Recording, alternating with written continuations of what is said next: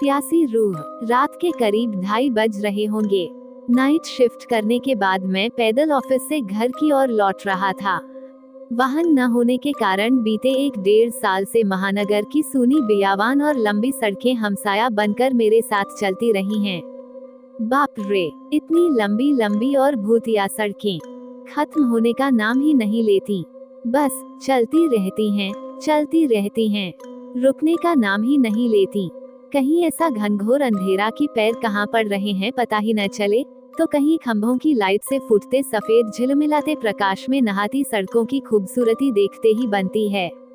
रोजाना का रूटीन होने के कारण अब इन सूनी और अंधेरी सड़कों से डर नहीं लगता।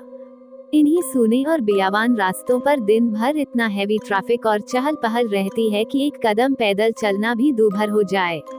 मई की बेरहम गर्मी, माथे से चुहता पसीना और ऐसे में अचानक हल्की हल्की ठंडी चलने लगे। माथे के पसीने से टकराती ठंडी हवा कितनी शीतलता प्रदान करती है। ऐसे में कौन बेवकूफ होगा जिसका मन गुनगुनाने को नहीं करेगा। गुनगुनाते हुआ मैं आगे बढ़ ही रहा था कि अचानक आंखें एक जगह पर जाकर ठिठक गईं।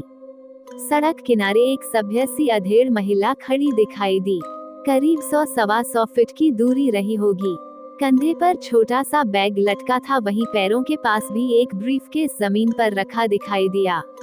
सफेद प्रिंट वाली साड़ी से जिस करीने से उसने अपना सिर ढक रखा था, उससे तो वो किसी भले घर की ही गृहिणी ही लग रही थी। लेकिन इतनी रात गए, वो भी शहर के भीतर से गुजरने वाले हाईवे पर। कुछ अजीब सा लगा। हो सकता है मायके या ससुराल वालों ने बस में बिठा दिया हो और किसी कारण बस लेट होने पर महिला को देर रात यहाँ उतरना पड़ा हो। शायद उसका घर यहीं कहीं आसपास ही होगा, या फिर शायद सवारी ऑटो या रिक्शे का इंतजार कर रही हो। लेकिन इतनी रात गए रिक्शा कहाँ मिलेगा। शायद घर का कोई परिजन गाड़ी लेकर आ रहा होगा।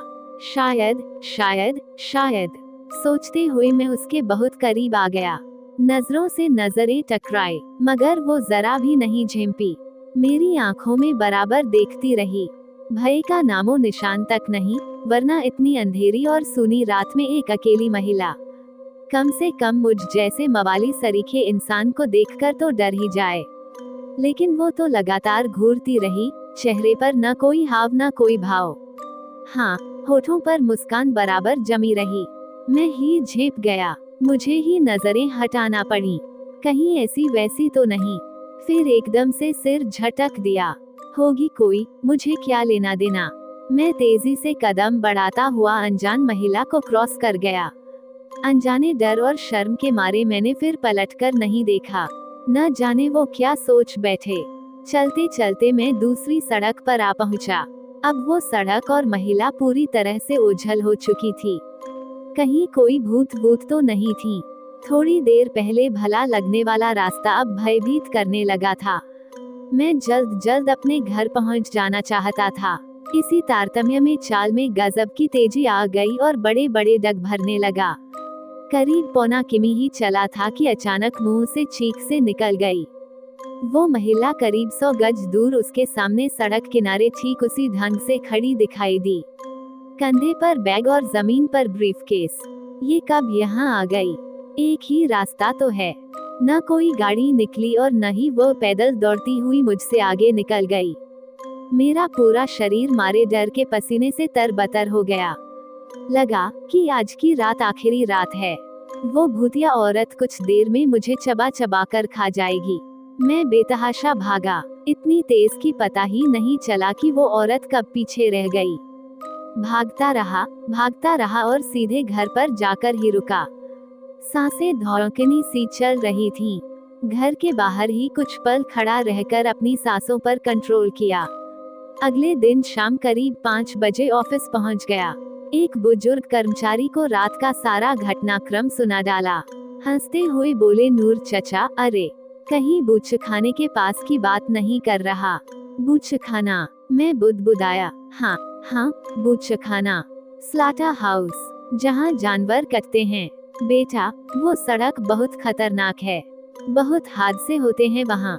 तेज रफ्तार बड़ी गाड़ियों ने बहुत सारे लोगों को कुचला है। सुना है कि कई साल बस का इंतजार कर रही एक औरत को भी एक ट्रक ने रौंद डाला था। तुझे ही नहीं, बहुत सारे लोगों को दिख चुकी है। लेकिन बेटा, भली औरत की रूह लगती है, कभी किसी को नुकसान नहीं पहुंचाती। मैं हैरान था और परेशान भी। अब कैसे निकलूंगा उस रास्ते से रात मैं पैदल, और एक आत्मा औरत की रूह से आमना सामना हुआ है मेरा, वो भी भली औरत की रूह। यदि ये कहानी आपको पसंद आई हो तो अपने दोस्तों और अन्य लोगों के साथ शेयर जरूर करिएगा।